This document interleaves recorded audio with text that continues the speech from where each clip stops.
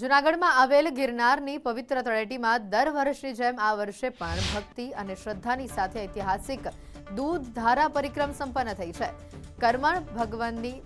કરમણ ભગવતીની પ્રેરણાથી છેલ્લા 72 વર્ષથી ચાલી આવતી આ અનોખી પરંપરા આજે હજારો ભક્તો માટે આસ્થાનું કેન્દ્ર બની છે.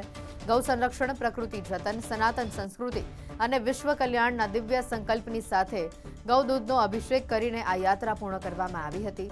ભવનાથ મહાદેવથી શરૂ થયેલી આ પવિત્ર યાત્રા ગિરનાર અભયારણ્યના બોરદેવી સુધી યોજાઈ હતી. વૈદિક મંત્રોચ્ચાર અને જય ગિરનારીના નાદ સાથે સમગ્ર વાતાવરણ ભક્તિમય બની ગયું. આ યાત્રા માત્ર ધાર્મિક નથી, પણ ભારતીય સંસ્કૃતિ અને પર્યાવરણને જોડતો એક મહાયજ્ઞ છે. સમગ્ર યાત્રા દરમિયાન સેંકડો સેવાભાવી સંસ્થાઓ દ્વારા શ્રદ્ધાળુઓ માટે ભોજન અને તબીબી સુવિધાઓ ઉપલબ્ધ કરાવવામાં આવી હતી. 75 વર્ષથી સતત અવિરત આ પરિક્રમા ક્યારેય કોઈ પણ વિઘ્ન વગર પૂર્ણ કરવામાં આવેલ છે. સારો વરસાદ થાય તેમજ આજુબાજુમાં વસતા તમામ માલધારી સમાજના અબોલ જીવો તેમજ સિંહ, દીપડા, વન્ય પ્રાણીઓના રક્ષણ માટે અને એની રક્ષા માટે થઈને આ ગિરનારની પરિક્રમા કરવામાં આવે છે, જેમાં દૂધની ધારાવળી કરતા તમામ દેવાલયોમાં આ પરિક્રમા થાય છે. આપણે જ્યાં અત્યારે ઊભા છીએ તે કરમણ ભગતની જગ્યા છે, ત્યાંથી આ શરૂઆત થાય છે.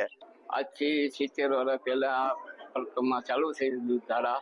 ત્યાં આરેફો સાહેબ હતા, ભગુસિંહ બાપુ રાઠોડ, એના અષ્ટક અને ગામ લોકો અને રબારી લોકો નેસના અમારે અને ગામ લોકો સાધુ સમાજ બધે સાથે હતું.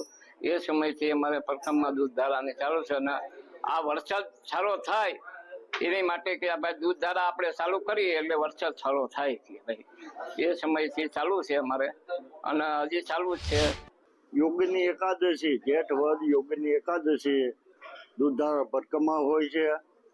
આ દૂધ ધારા એક ધાર્મિક છે અને અમારે રબારી સમાજથી ભવનાથ નેહાળામાં બધા દૂધ આપે છે અને પરિક્રમા કરે અને બધા દૂધ ઉપાડીને જાય. કાવડ એક ભેગી હોય અમારે ને 100 લીટર દૂધ હોય છે.